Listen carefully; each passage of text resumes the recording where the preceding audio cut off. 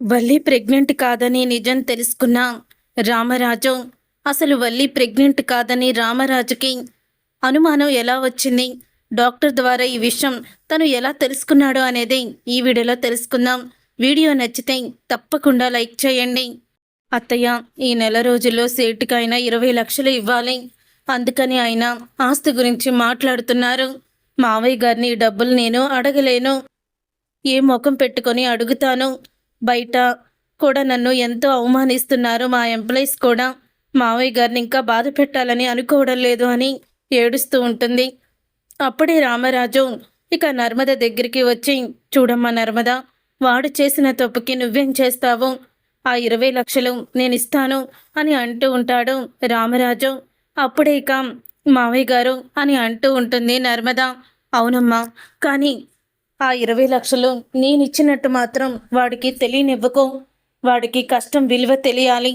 ఇప్పుడు నేను ఇచ్చేస్తే వాడు మళ్ళీ ఇలాంటి తప్పులే తర్వాత కూడా చెయ్యొచ్చు.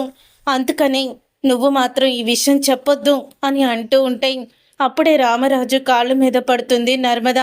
ఇక కాళ్ళ మీద పడి నర్మద అయితే ఇలా అంటూ ఉంటుంది, మీరు నిజంగానే దేవుడు మావయ్య, కానీ మీ మంచితనాన్ని సాగర్ అర్థం చేసుకోవడం లేదు. తను చెప్పుడు మాటలు వినేసి మిమ్మల్ని అనుమానిస్తున్నాడు అని అంటూ ఉంటుంది నర్మద. అయితే చూడమ్మా, వాడు అంటే నాకు ద్వేషమేమీ కాదు, కానీ వాడు మంచి దారిలో వెళ్ళాలని నేను అనుకుంటున్నాను.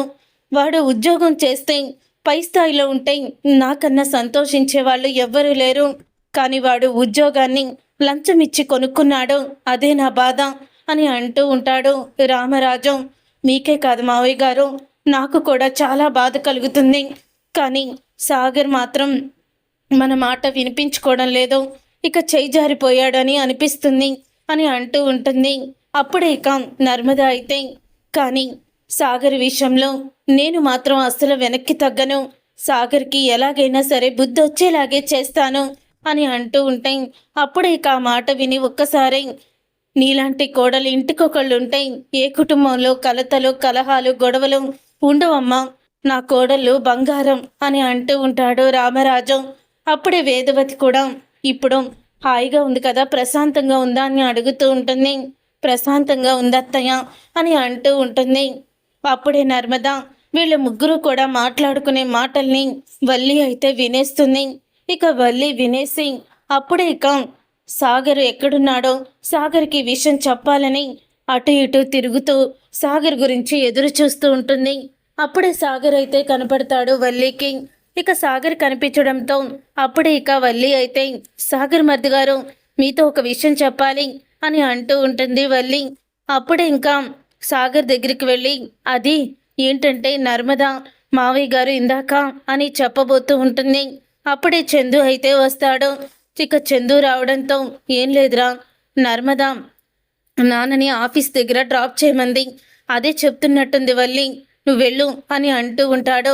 ఇక చందు అయితే, అమ్మో ఇదేంటి బా, ఎప్పుడు వచ్చాడు, నన్ను కనిపెట్టేశాడా అని షాక్ అయిపోతూ ఉంటుంది. అప్పుడే ఇక సాగర్ అయితే వెళ్ళిపోతాడు. సాగర్ వెళ్ళిపోయిన తర్వాత అప్పుడే ఇక వల్లిని గదిలోకి తీసుకువెళ్తాడు చందు. గదిలోకి తీసుకువెళ్ళి తలుపు వేసి ఇక చంప పగలగొట్టబోతాడు. కడుపుతో ఉన్నావని ఒకే ఒక్క ఆలోచనతోనే నిన్ను కొట్టకుండా వదిలేస్తున్నాను. నువ్వు బయట మా నాన్న, నర్మద, మా అమ్మ మాట్లాడుకున్న మాటలు విని సాగర్కి ఆ విషయం ఏమీ కూడా తెలియకూడదని మా నాన్న నర్మదకి చెప్తే, ఆ విషయాన్ని సాగర్కి తెలిసేలా చేసి ఇంట్లో గొడవలు సృష్టించాలని చూస్తున్నావు కదా అని అంటూ ఉంటాడు చందు. ఆ మాటలు విని ఒక్కసారి, బా అది కాదు బా, నేను చెప్పాలనుకుంది అది కాదు అని అంటూ ఉంటే, చూడవల్లి, నిన్ను కేవలం నువ్వు కడుపుతో ఉన్నావని క్షమిస్తున్నాను. నీలో ఎటువంటి మార్పు రాలేదని నాకు అనిపిస్తుంది. మళ్ళీ ఇంట్లో గొడవలు పెట్టి కుటుంబాన్ని ముక్కలు చేయాలనే ఆలోచన నీకున్నట్టుంది. ఇంకోసారి నువ్వు ఈ ప్రయత్నం చేసినా, అసలు సాగర్కి విషయం తెలిసే ఇంట్లో ఈ విషయం పట్ల ఏదైనా గొడవ జరిగినా సరే నిన్ను బయటికి నెట్టేయడం ఖాయం. మా నాన్నకి నీ గురించి చెప్పడం ఖాయం అని అంటూ ఉంటాడు సాగర్ అయితే. ఇక సాగర్ మాటలకి అప్పుడే ఇక వల్లి షాక్ అయిపోతూ ఉంటుంది. కాపురం కుదురుగా చేసుకోవాలనుకున్నా, నువ్వు ఇంట్లో కోడలుగా అందరితోనూ మర్యాదగా ఉండాలనుకున్నా, నీకు ఒకే ఒక్క ఛాన్స్ ఉందంతే. ఇప్పుడు సాగర్కి ఈ విషయం చెప్పావనుకో, ఈ విషయం మీద ఇంట్లో గొడవ అయిందనుకో, అప్పుడు నిన్ను బయటికి గెంటేయడం మాత్రం ఖాయం. ఆ గొడవ ఎలా జరిగినా సరే నీ వల్లే జరిగిందని నేను అనుకోవాల్సి వస్తుంది అని అంటూ ఉంటాడు. చందు అయితే ఒళ్ళు దగ్గర పెట్టుకొని ప్రవర్తించు అని అనగానే అప్పుడే వల్లి చందు మాటలకి షాక్ అయిపోతుంది. తర్వాత ఇక భాగ్యం అప్పుడే ఫోన్ చేస్తుంది. ఇక భాగ్యం ఫోన్ చేయడంతో, ఏంటి అమ్మడు, ఇందాక ఫోన్ చేస్తూ మాట్లాడుతూ పెట్టేశావు, ఏంటి విషయం అని అడుగుతూ ఉంటే, అది అమ్మ, ఇప్పుడు అమ్మతో చెప్తే అమ్మ నాకు తెలియకుండానే మళ్ళీ ఈ విషయం సాగర్ మర్ది గారికి చెప్పేస్తుంది. అప్పుడు గొడవ ఏ కారణంగా జరిగినా సరే నిన్నే అనుమానించాల్సి వస్తుందని ఆయన చెప్పాడు కదా. ఇప్పుడు నేను మాత్రం ఈ నిజాన్ని అమ్మకి చెప్పకూడదు. చెప్తే మాత్రం అమ్మ ఖచ్చితంగా సాగర్కి చెప్పేస్తుంది. ఏం లేదులేమ్మా, ఏదో మావయ్య గారు నర్మదా మాట్లాడుకుంటూ ఉంటే ఏంటా అని అనుకున్నాను, ఏమీ కాదులే అని అంటూ ఉంటుంది. అప్పుడే కన వల్లి అయితే, అమ్మడు నువ్వు మరీ మంచిదానిలా మారిపోకు, అందరు నిన్ను లోకు కడతారు అని అంటూ ఉంటే, అమ్మా తల్లి, ఇప్పటి వరకు నువ్వు నాకు చెప్పిన జాగ్రత్తలు, నా కాపురాన్ని కూల్చడానికి నువ్వు వేసిన ఎత్తులు అన్నీ నాకు గుర్తే ఉన్నాయి. కానీ ఇక నువ్వు నోరు మూసుకొని ఫోన్ పెట్టు అని అంటూ ఉంటుంది. ఇక భద్రావతి వల్లి అయితే తర్వాత ఇక వల్లి అలా ఫోన్ పెట్టేశాక ఇంతలో ఇక ప్రేమ అయితే ధీరజ్తో అంటూ ఉంటుంది, ఇరే ధీరజ్, మరి నువ్వు కారు ఎలా కొనుక్కుంటావురా అని అంటూ ఉంటే అప్పుడే ఇక రామరాజు ధీరజ్ని పిలుస్తాడు. ఇక ధీరజ్ని పిలిచి, ఇదిగోరా 2 లక్షలు కారు కొనుక్కో అని ఇస్తాడు. అప్పుడే ఇక, వద్దు నాన్న, నీ దగ్గర తీసుకోవాలని నేను అనుకోవడం లేదు అని చెప్పాను కదా, మళ్ళీ మీరిస్తారేంటి అని అంటూ ఉంటాడు. ధీరజ్ అయితే, రే ఏంటో నువ్వు మాట్లాడేది, నేనేమన్నా పరాయివాడినారా? తండ్రి దగ్గర డబ్బులు తీసుకోవడం నామోష ఏంటి? సరే నువ్వు డబ్బులు నా దగ్గర తీసుకోకు, అప్పుగా తీసుకో అని అంటూ ఉంటాడు. రామరాజు, నేను నీ దగ్గర అప్పు చేయడం ఏంటి నాన్న?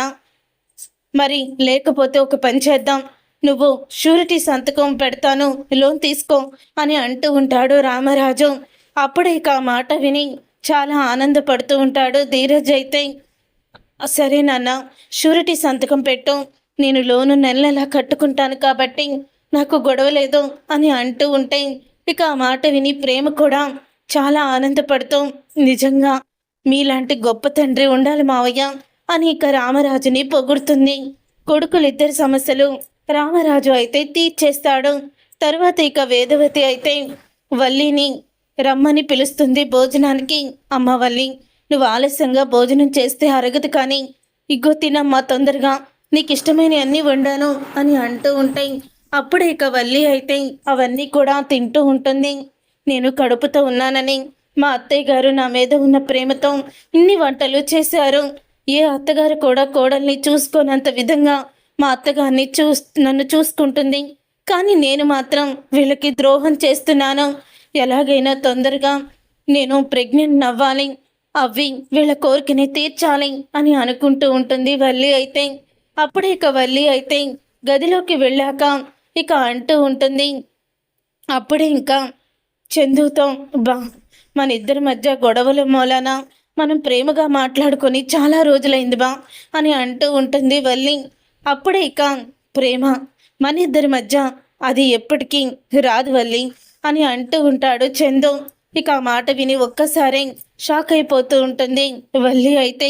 అదేంటి అలా మాట్లాడుతున్నావు అని అనగానే, అవును, నువ్వు చేసిన ద్రోహం నేను ఎప్పటికీ కూడా మర్చిపోలేను కదా, నీ మీద నాకు పూర్తిగా కోపం పోలేదు, నాకు కాస్త దూరంగా ఉండు, నాకు మనశ్శాంతినివ్వు అని అంటూ ఉంటే ఇక ఆ మాట విని అప్పుడు ఇంకా చాలా బాధపడుతూ ఉంటుంది వల్లి అయితే.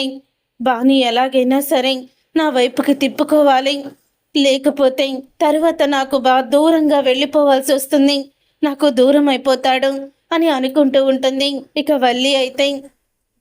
తర్వాత రోజు రామరాజు ఇక తను మిల్లు దగ్గరికని వెళ్తూ ఉంటాడు. అలా మిల్లు దగ్గరికి వెళ్తూ ఉంటే రామరాజుకి కొంచెం గుండెల్లో నొప్పి వచ్చినట్టు అనిపిస్తుంది. ఇక గుండెల్లో నొప్పి వచ్చినట్టు అనిపించడంతో, ఇదేంటి గుండెల్లో నొప్పి వస్తున్నట్టు అనిపిస్తుంది, హాస్పిటల్కి వెళ్దాము అని హాస్పిటల్కి అయితే వెళ్తాడు. అలా వెళ్ళిన తరువాత అప్పుడే ఇంకా హాస్పిటల్లో డాక్టర్కైతే చూపించుకుంటాడు. రామరాజు గారు, ఇది నీరసం వల్ల వచ్చే నొప్పే తప్ప ఆ గుండె నొప్పి కాదు. మీరు భయపడకండి. ఓ పని చెయ్యండి. మీరు పాత రిపోర్ట్స్ అన్నీ కూడా తీసుకురండి. ఒకసారి చెక్ చేస్తాను. తర్వాత చూసి మళ్ళీ ఒకవేళ టెస్ట్ చేయాలంటే చేస్తాను అని అంటూ ఉంటే, సరే డాక్టర్, నేను తీసుకొని వస్తాను అని రామరాజు ఇక ఇంటికైతే వెళ్తాడు. అప్పుడే ఇక వేదవతి అయితే ఇక వల్లి తన పుట్టింటికైతే వెళ్తుంది. ఇక తర్వాత ఇక వేదవతి అయితే అంటూ ఉంటుంది, వల్లి, స్కానింగ్ పేపర్స్ లోపలే ఉన్నట్టున్నాయి, ఒకసారి చూస్తాను అని లోపలికి వెళ్ళి ఇక గదిలోకి వెళ్ళి స్కానింగ్ రిపోర్ట్స్ అయితే తీసుకుంటుంది. తీసుకుని హాల్లోకి వచ్చి ఆ స్కానింగ్ రిపోర్ట్స్ అన్నీ కూడా చూస్తూ ఉండగా ఇంతలో రామరాజు అయితే వస్తాడు. ఇక రామరాజును చూసి అప్పుడే ఇక అంటూ ఉంటుంది వల్లి అయితే, అదేంటి బా అప్పుడే వచ్చేసావు అని అడుగుతూ ఉంటే, ఏం లేదు బుజ్జమ్మ, కాస్త నలతగా ఉంటే హాస్పిటల్కి వెళ్ళాను, పాత రిపోర్ట్స్ తీసుకురమ్మని డాక్టర్ చెప్పారు అని అంటూ ఉంటాడు. అయ్యో అదేంటండి, ఏమైంది, అప్పుడే అసలు ఏం జరిగిందండి అని తడబడుతూ ఉంటూ కంగారు పడిపోతూ అడుగుతూ ఉంటుంది వేదవతి. బుజ్జమ్మ, నాకేం కాలేదు, కానీ నువ్వు వెళ్ళి రిపోర్ట్స్ తీసుకురా, పాత రిపోర్ట్స్. డాక్టర్ గారు చెకప్ చేశారు, ఏదో నీరసం మూలన అలా వచ్చిందని చెప్పారు, అంతే తప్ప నువ్వేమీ కంగారు పడుకో, నువ్వు ఇలా కంగారు పడతావని ఫోన్ చేసి చెప్పలేదు అని అంటూ ఉంటాడు రామరాజు. పెద్దోడికి ఫోన్ చేయనా, నడుపుడిని రమ్మన్నా, చిన్నోడిని హాస్పిటల్కి తీసుకువెళ్ళమన్నా అని అంటూ ఉంటుంది వేదవతి. బుజ్జమ్మ, చెప్పింది చెయ్యి, రిపోర్ట్స్ తీసుకురా అని అంటూ ఉంటే అప్పుడే ఇంకా రిపోర్ట్స్ అయితే తీసుకొస్తుంది. తీసుకొచ్చిన తర్వాత, అవును ఏంటివి అని అడుగుతూ ఉంటాడు. ఏం లేదండి, ఆ రోజు వల్లి స్కానింగ్ తీయించుకుంది కదా, దాంట్లో మన మనవడో మనవరాలో ఉంటారు కదా, ఒక్కసారి ఆ స్కానింగ్ చూసుకుందామని తీసుకున్నాను అని అంటూ ఉంటే, అవునా, అయితే నేను హాస్పిటల్కి వెళ్తున్నాను కదా, ఆ స్కానింగ్ రిపోర్ట్స్ కూడా ఇవ్వు, నేను తీసుకువెళ్తాను, అసలు లోపల బిడ్డ ఎలా ఉందో మొత్తం కూడా చెకప్ చేసి చెప్తారు అని అంటూ ఉంటే అప్పుడే ఇంకా ఈ రిపోర్ట్స్ అయితే ఇచ్చేస్తుంది వల్లి రిపోర్ట్స్ కూడా. రామరాజు తన రిపోర్ట్స్, వల్లి స్కానింగ్ రిపోర్ట్స్ తీసుకొని హాస్పిటల్కి అయితే వెళ్తాడు. అలా వెళ్ళిన తర్వాత అప్పుడే ఇంకా అంటూ ఉంటాడు, సార్ ఎలా ఉంది నా రిపోర్ట్స్, మరి టెస్టులు చేయించుకోమంటారని అడుగుతూ ఉంటే, రామరాజు గారు, మీరు ఏ టెస్ట్లో అవసరం లేదో. అవును ఇదేంటిది, ఇదేదో ప్రెగ్నెంట్ స్కానింగ్ టెస్ట్లా ఉందేంటి అని అడుగుతూ ఉంటాడు డాక్టర్. అవును డాక్టర్, ఇది మా పెద్ద కోడలు ప్రెగ్నెంట్ అయింది, తనకి మొన్న మా ఇంటి దగ్గర ఉన్న హాస్పిటల్లో స్కానింగ్ తీశారు, ఆ రిపోర్ట్స్, అందుకే ఒకసారి మీకు చూపిద్దామని అని అంటూ ఉంటే, అవునా, సరే అయితే మా ఆవిడ కూడా ఇదే హాస్పిటల్లో లేడీ డాక్టర్గానే పనిచేస్తున్నారు, గైనకాలజిస్ట్ తనకి బాగా తెలుస్తుంది, తనని నేను పిలిపిస్తాను అని నర్సు చేత తన భార్యని పిలిపిస్తాడు డాక్టర్ అయితే. అప్పుడు ఇక డాక్టర్ అయితే వస్తుంది. ఇక వచ్చిన తర్వాత, ఏంటండి పిలిచారు అని అడుగుతూ ఉంటే, ఏం లేదు స్వాతి, రామరాజు గారు పెద్ద కోడలు ప్రెగ్నెంట్ అట, వాళ్ళ ఇంటికాడ దగ్గరలో ఉంది కదా శారద హాస్పిటల్, అక్కడ ట్రీట్మెంట్ చేయించుకుంది ఉంటుంది, ఒక స్కానింగ్ కూడా తీశారంట, లోపల బిడ్డ పరిస్థితి ఎలా ఉందా ఏంటా, అంతా కూడా బాగానే ఉందా అని రామరాజు గారు రిపోర్ట్స్ తీసుకొచ్చి అడుగుతున్నారు, నీకు బాగా తెలుస్తుంది కదా అని నిన్ను రమ్మన్నాను అని అంటూ ఉంటే, అవునా, సరే అయితే అని అంటూ చూస్తూ ఉంటుంది. అలా చూస్తూ ఉండగానే ఒక్కసారి ఆ రిపోర్ట్స్ చూసి షాక్ అయిపోతూ ఉంటుంది. రామరాజు గారు, మీ కోడలికి ఎన్నో నెల అని అడుగుతూ ఉంటే, తనకి ఇప్పుడు 3వ నెలేనండి అని అంటూ ఉంటాడు రామరాజు. ఇది 6వ నెల స్కానింగు, 3వ నెల స్కానింగు, అసలు చేయించుకుంటే 6వ నెల స్కానింగు మీకు ఎవరిచ్చారు అని అడుగుతూ ఉంటుంది డాక్టర్ అయితే. ఏమో డాక్టర్, అదేమీ తెలీదు, మా కోడలు స్కానింగ్ తీసుకొచ్చి రిపోర్ట్స్ ఇచ్చింది, అదే చూశాను తప్ప దీంట్లో మరి ఎన్ని నెలలు బిడ్డ స్కానింగ్ తీశారో మాకు తెలియదు కదా అని అంటూ ఉంటే, మీరు చెప్పింది కూడా కరెక్టే రామరాజు గారు, స్కానింగ్ రిపోర్ట్స్ అంటే చూస్తారు కానీ దాంట్లో వివరాలు మీకు తెలియదు కదా, శారదా హాస్పిటల్ అన్నారు కదా అని అంటూ ఉంటే, సరే పదండి వెళ్దాం, శారదా హాస్పిటల్లో అడుగుదాము అని అంటూ ఇక డాక్టరు రామరాజు ఇద్దరు కలిపి శారదా హాస్పిటల్కి అయితే వస్తారు. అప్పుడే హాస్పిటల్లో ఉన్న డాక్టర్ అయితే ఈ డాక్టర్ని చూసి, డాక్టర్ స్వాతి మీరేంటి ఇక్కడికి వచ్చారు అని అడుగుతూ ఉంటుంది. ఏం లేదు డాక్టర్, మిమ్మల్ని ఒక ఇంపార్టెంట్ విషయం అడగాలి. మీరు 3 నెలల స్కానింగ్, గర్భవతికి స్కానింగ్ తీసి 6వ నెల గర్భవతి స్కానింగ్ రిపోర్ట్స్ ఇచ్చారేంటి అని అడుగుతూ ఉంటే, అవునా, అలా ఎప్పుడు జరగదే మా హాస్పిటల్లో అని అనగానే, జరిగింది. రామరాజు గారి పెద్ద కోడలు వల్లి తను ప్రెగ్నెంట్, మీ దగ్గరే చెకప్ చేయించుకుంటుంది, తనకి మీరు ఇచ్చిన స్కానింగ్ రిపోర్ట్స్ ఇవి అని అనగానే అప్పుడే ఇక రామరాజు లోపలికి వస్తాడు.